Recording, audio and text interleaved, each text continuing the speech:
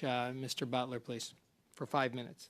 Thank you. And it really is an honor to be here. You know, as a teenager, I was fascinated by politics and government. And I know people say it's an honor to be here, but it actually is an honor for me. It's striking. And thank you for having me.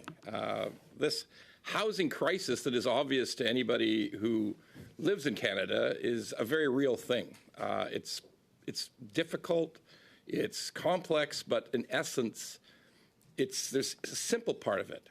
The price of houses is too high in Canada, and rents are becoming unmanageable. So as we move in that direction, we must find solutions. The solutions have to be found for the next generations, for the people of the future who want to own homes and are finding it effectively impossible.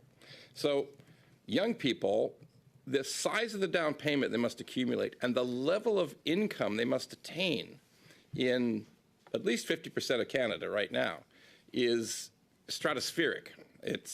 We have prices that are an average of $1 million, excess of $1 million in British Columbia and Ontario. And the hope of people, young people, I talk to them every day, of achieving what's necessary to get to the point of being able to buy a home, it's effectively impossible for the majority of them. They tell me that. They tell me that they've, in many cases, given up hope. We also have, through these very high house prices, combined with now much higher mortgage rates than we've experienced for almost a decade, incredible pressure on rents. And in many areas of Canada, this is becoming almost unmanageable. People are confronted with increases in rents, or if they have to change accommodation, the new rent is just so high, it's just really, in some cases, they can't do it. They have to find other ways, move in with others, get support from family, so many cases that we know about. And finally, there is a pernicious effect of outside money coming into Canada from other countries. You know, the foreign buyers ban is a great first step, but money comes into Canada in ways that people don't completely understand. And if you're using a house as a safety deposit box for money that you've brought over from another country, it has a major impact on the marginal price of houses. Because the person who's using it for storage of his money or her money, they don't particularly care what the price is. They just want to move the money. And this is one of the reasons that I believe that we saw the foreign buyers tax come into place in the first place. Now, fixes, there's a few. Let's start with something that's going on in British Columbia right now, which is the banning of short-term rentals.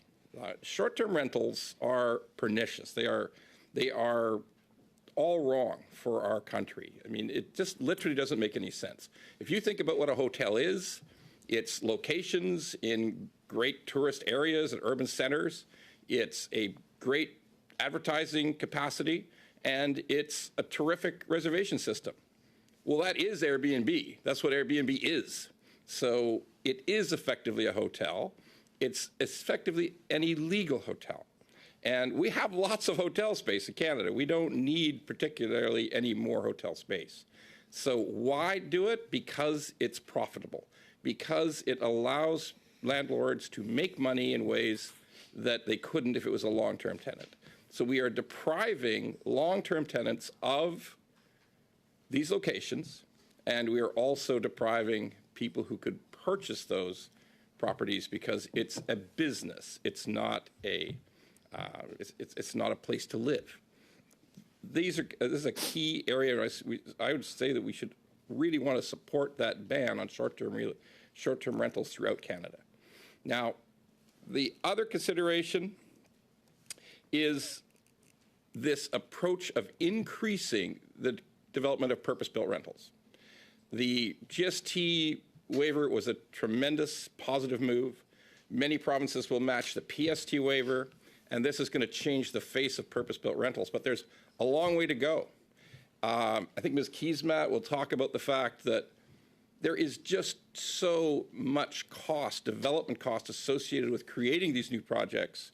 There is so many loads of taxes and development fees and things that the municipal governments layer on, that these projects could be much, much more feasible if there was some pullback from the amount of development fees, local taxes, and red tape and NIMBYism that prevents multiple dwellings in areas that should be upzoned. I mean, there really is no reason why the provincial mandates to increase zoning in municipal areas to allow for multiple dwellings shouldn't be forcibly endorsed by the government, the federal government.